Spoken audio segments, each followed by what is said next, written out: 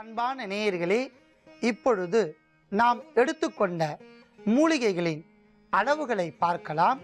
நொச்சி இலை 10 கிராம், காக்கணாம் வேர் 3 கிராம், மூக்கிரட்டை வேர் 3 கிராம், மிளகு 3 கிராம், ஜீரகம் 3 கிராம், சுக்கு 3 கிராம். இப்பொழுது அத்தனை பொருட்களையும் அளவுகளின்படி தனித்தனியாக எடுத்து வைத்துள்ளோம். இளம்பிள்ளை வாதத்தை போக்குவதற்கான தீநீர் ஒன்றை நாம் தயாரிக்கப் போகின்றோம். அதற்காக 100 மில்லி நீரை நாம் நன்றாக காய்ச்ச வேண்டும்.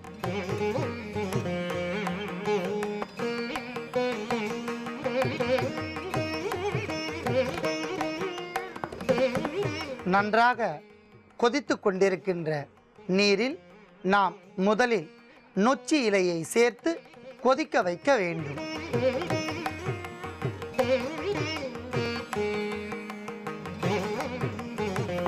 அடுத்ததாக மூக்கிரட்டை வேர் சேர்க்கவும்.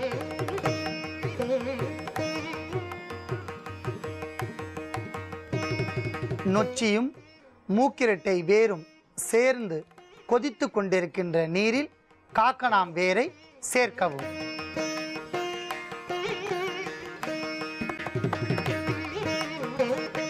அடுத்ததாக மிளகு,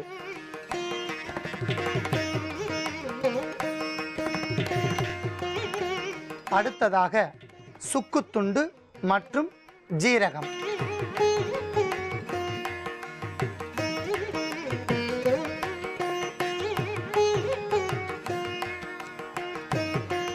அதி அற்புதமான மருத்துவ குணம் வாய்ந்த இந்த தீநீரை நாம் வடிகட்டி எடுத்துக்கொள்ளலாம்.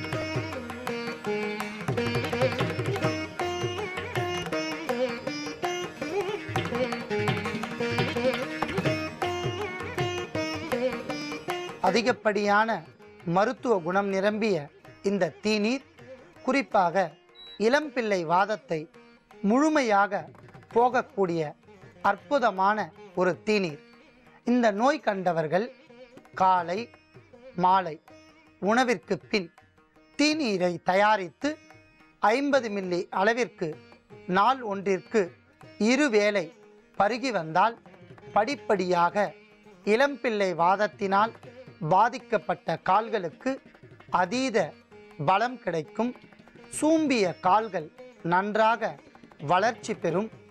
வலிகள் எல்லாம் படிப்படியாக குறையும். இந்த தீநீர் பருகி வரும் வேளையில் அதிகப்படியான வாத நோயை நீக்கக்கூடிய பதார்த்தங்களை நீக்கவும். குறிப்பாக கிழங்கு வகைகள், வறுத்த புளி, சுட்ட உப்பை பயன்படுத்தி வந்தால் படிப்படியாக நோய்கள் எல்லாம் விலகி உடல் ஆரோக்கியம் அடையும்.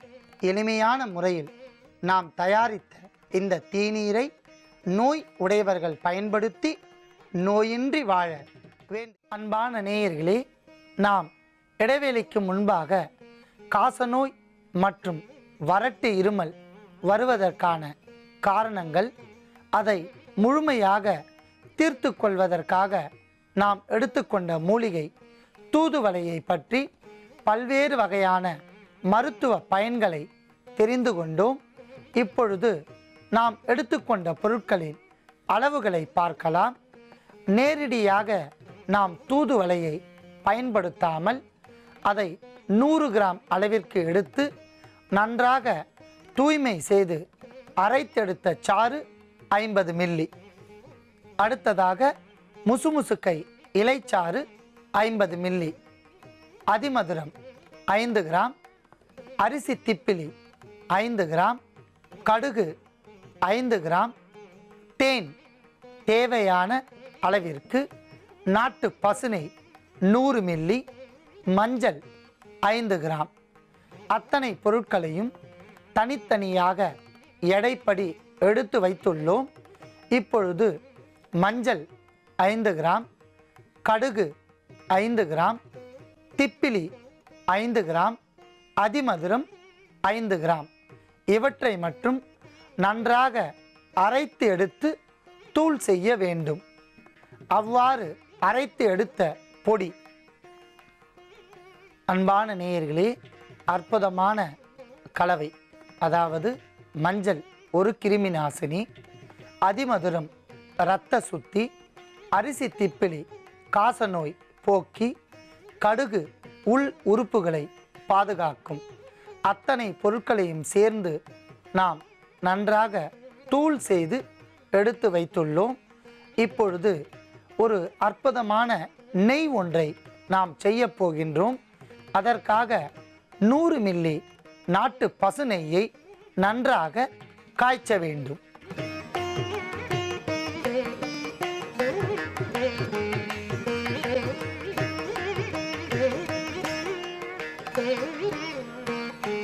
மிதமான சூட்டில் நெய் காய்ந்து கொண்டிருக்கும் போதே நாம் தூதுவளை இலைச்சாறு 5 தேக்கரண்டி,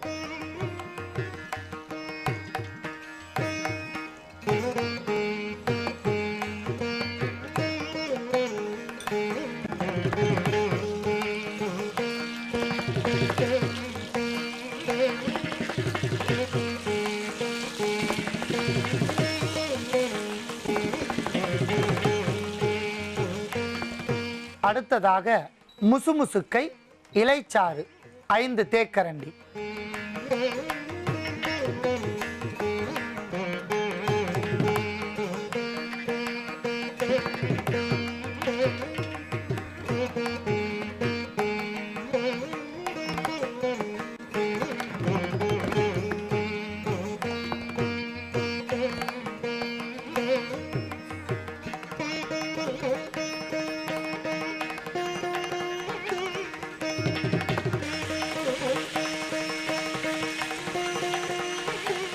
நன்றாக நாட்டு பசுநெய்யில் தூதுவளை இலைச்சாறும் முசுமுசுக்கை இலைச்சாறும் சேர்ந்து கொதித்து தன்னுடைய நீர்த்தன்மையை முழுமையாக நீக்கிவிட்டன. இப்பொழுது நாம் அரைத்து எடுத்த பொடியை அத்தனையும் அப்படியே கொஞ்சம் கொஞ்சமாக சேர்த்து மீண்டும் கொதிக்க வைக்க வேண்டும்.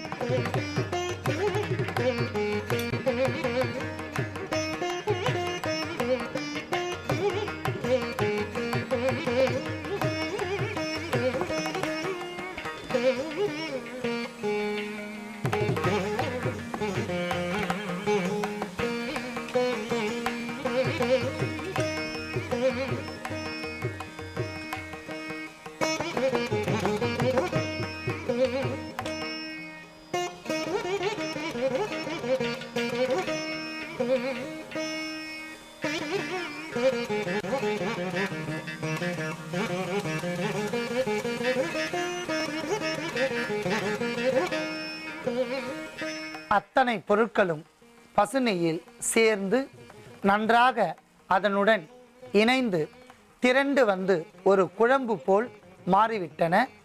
அற்புதமான நறுமணமும். இப்பொழுது இந்த நெய் ஒரு மருத்துவ குணமிக்க நெய்யாக மாறிவிட்டது. அதை நாம் அப்படியே எடுத்துக்கொள்ளலாம்.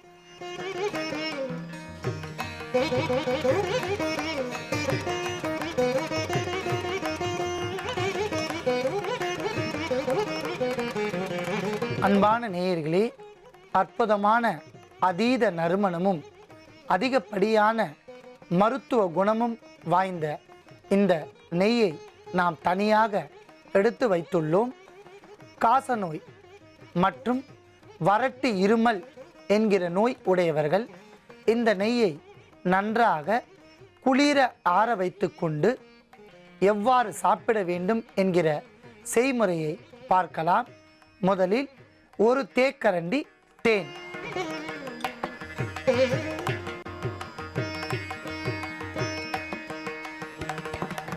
அடுத்ததாக நன்றாக ஆறிய நெய்யை கிளறி அதில் இருக்கக்கூடிய மருந்து பொருளோடு சேர்த்து 1 தேக்கரண்டி,